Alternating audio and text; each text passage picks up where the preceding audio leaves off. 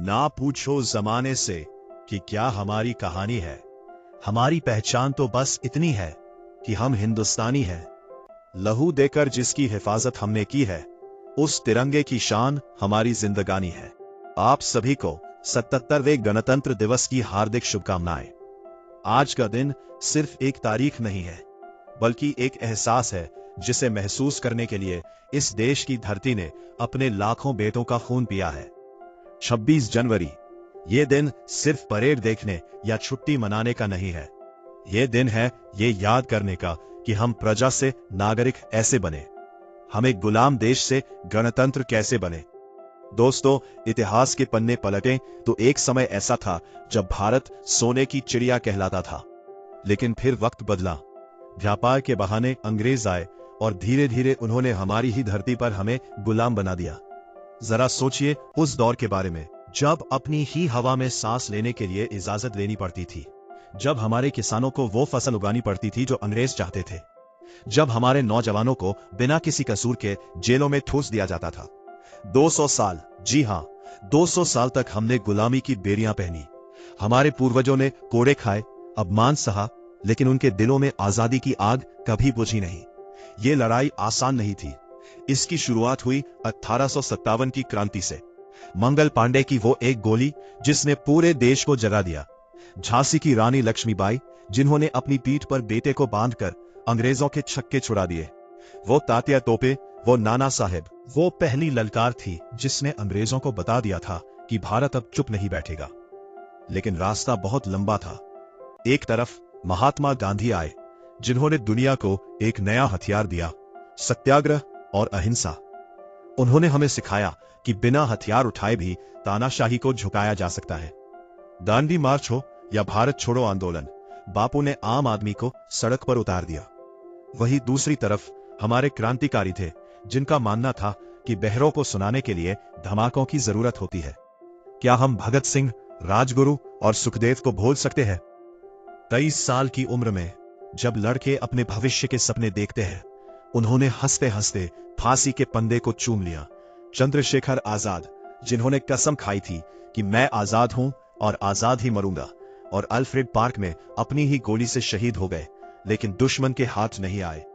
नेताजी सुभाष चंद्र बोस, जिन्होंने नारा दिया, तुम मुझे खून दो, मैं तुम्हें आजादी दूंगा, और विदेश जाकर फौज खड़ी कर दी। जरा सोचिए उस जज्बे के बारे में। जलियांवाला बाग में जब जनरल डायर ने निहत्थे लोगों पर गोलियां चलवाई, तो उस मिट्टी का रंग लाल हो गया था। उस मिट्टी को माथे पर लगाकर हमारे वीरों ने कसम खाई थी कि इस देश को आजाद कराकर ही दम लेंगे। लाखों बलिदानों के बाद वह दिन आया, 15 अगस्त 1947। हम आजाद तो हो गए, अंग्रेजों का झंडा उतरा और हमारा प्यारा तिरंगा लहराया। लेकिन दोस्तों, यहां एक सवाल है, अगर हम 1947 में आजाद हो गए थे, तो हम 1950 का इस दिन क्यों मनाते हैं? 15 अगस्त और 26 जनवरी में क्या फर्क है? फर्क बहुत बड़ा है। 15 अगस्त 1947 को हमें आजादी मिली थी, लेकिन हमारे पास देश चलाने का कोई नियम नहीं था।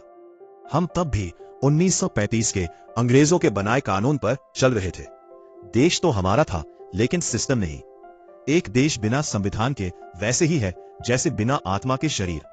हमें जरूरत थी एक ऐसे कानून की जो ये सुनिश्चित करे कि अब कोई राजा नहीं होगा, अब राजा वो होगा जिसे जनता चुनेगी।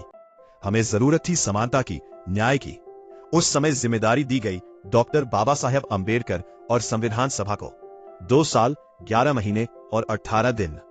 इतना समय लगा दुनिया का सबसे बड़ा लिखित संविधान तैयार करने में।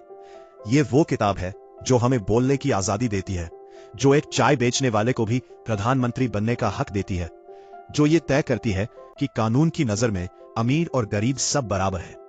26 जनवरी 1950 को जब यह संविधान लागू हुआ, तब हम सही मायनों में गणतंत्र, रिपब्लिक बने। आज आजादी के 75 से ज्यादा साल बाद हमें खुद से पूछना होगा, क्या हमने अपने शहीदों के सपनों को पूरा किया है? जी हां, हमने बहुत तरक्की की है। आज भारत चांद और मंगल तक पहुंच गया है। हम दुनिया की 5वीं सबसे बड़ी अर्थव्यवस्था है। हमारी सेना दुनिया की सबसे ताकतवर सेनाओं में से एक है। लेकिन कुछ लड़ाइयां आज भी बाकी है। उस समय लड़ाई गोरों अंग्रेजों से थी, आज लड़ाई चोरों से है। जो हमारे समाज को दीमक की तरह खा रहे हैं। लड़ाई गरीबी से है, भ्रष्टाचार से है और जाति धर्म के नाम पर हो रहे नफरत से है। भगत सिंह ने सिर्फ इसलिए जान नहीं दी थी कि हम आपस में लड़े। संविधान निर्माताओं ने अपने अधिकार इसलिए नहीं दिए थे उनका दुरुपयोग करें।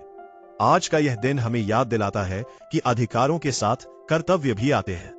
हम ये तो कहते हैं कि सरकार क्या कर रही है, लेकिन हमें यह भी सोचना होगा कि हम देश के लिए क्या कर रहे हैं। सड़क पर कचरा ना फेंकना भी देश सेवा है। लाल बत्ती पर रुकना भी देश सेवा है। ईमानदारी से टैक्स भरना और अपना काम करना भी देश सेवा है। अंत में मैं बस इतना कहना चाहूंगा कि यह देश किसी कागज के नक्शे का नाम नहीं है। यह देश धड़कता है हमारे दिलों में। आइए आज इस तिरंगे के नीचे खड़े होकर हम संकल्प लें कि हम उस भारत का निर्माण करेंगे जहां न कोई भूखा सोए, न कोई अशिक्षित रहे, जहां नारी का सम्मान हो और कानून का राज हो। जब तक हमारी रगों में खून है, हम इस देश की आन बान शान पर आंच नहीं आने देंगे। इन पंक्तियों के साथ मैं अपनी वाणी को विराम देता हूं। आओ झुककर सलाम करें उनको जिनके हिस्से में यह मुकाम आता है। खुश नसीब होता है वो खून जो देश के काम आता है।